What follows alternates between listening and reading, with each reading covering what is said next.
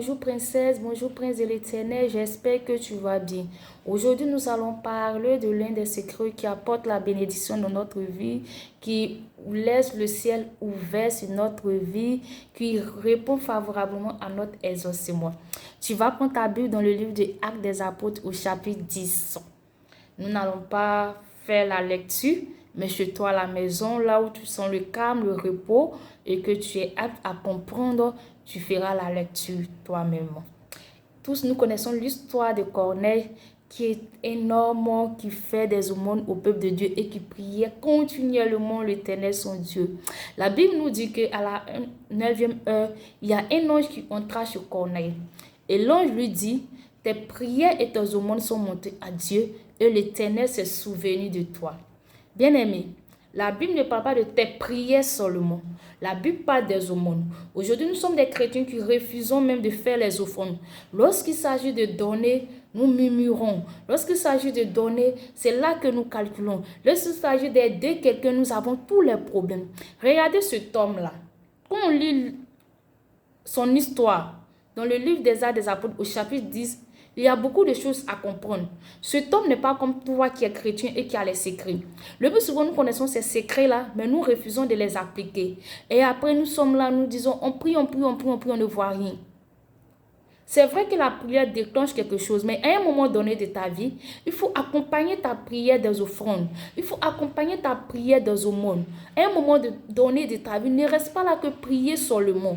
Ne reste pas là que demander à Dieu seulement. Il faut apporter aussi dans la maison de Dieu. Il faut aider aussi les pauvres. Il faut aider aussi les orphelins. Il faut aider aussi les veuves. Il faut aider aussi les nécessités. Il faut apporter chez les prisonniers. Et tu verras que ta prière, tes aumônes ou ta prière, tes offrandes parleront en ta faveur et l'Éternel se souviendra de toi.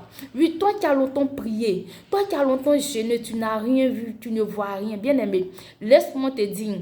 Le secret se trouve dans le livre des Actes des Apôtres au chapitre 10. Il faut faire comme Corneille. Il faut accompagner tes prières des aumônes. Il faut accompagner tes prières des offrandes. Lorsqu'on te parle d'offrandes, ne murmure pas.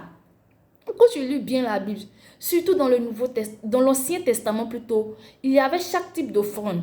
Tu vas comprendre que cela était d'une grande importance. On ne fait pas les offrandes parce qu'on est riche ou parce qu'on est bon. On a envie de donner, non.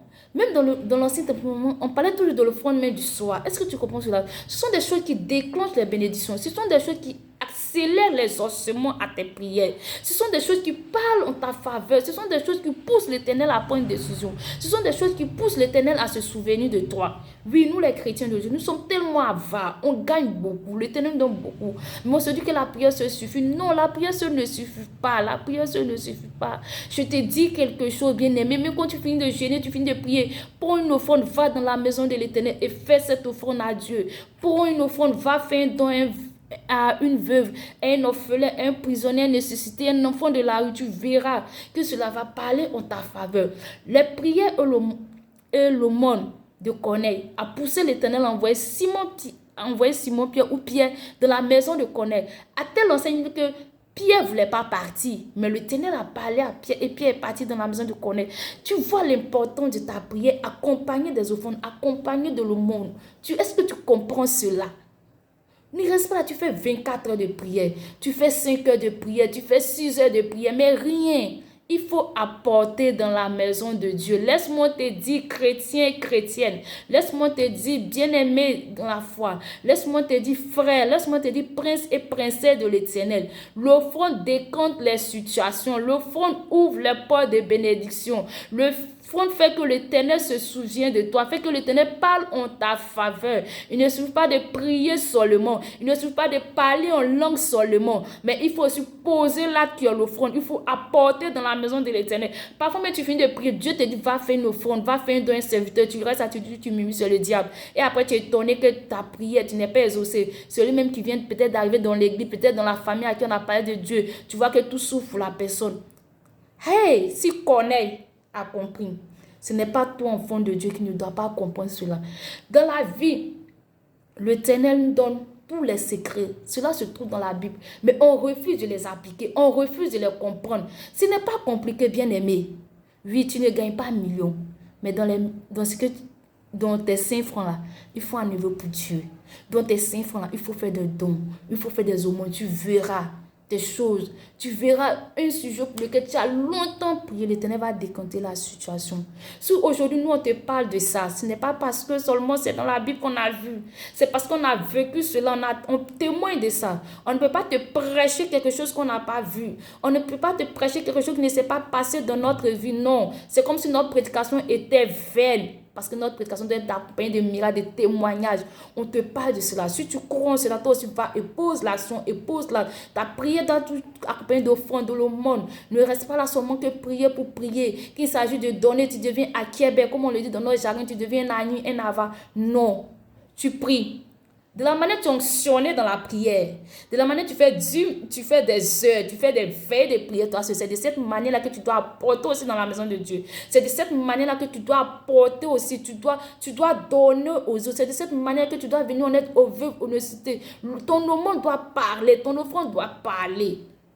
C'est nous les chrétiens d'aujourd'hui, tous les jours, on a tous les problèmes. Oh, je dois encore donner. Oh, ceci, cela.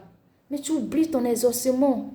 Tu oublies ta prière. Quand Dieu te bénit, est-ce que tu n'es pas content? Est-ce que tu n'es pas heureux? Tu ne te mets pas à chanter. Je croyais que tout était perdu, mais l'Éternel s'est souvenu de moi. Oui, comme Corneille aujourd'hui, la Bible te pousse à faire aussi cela.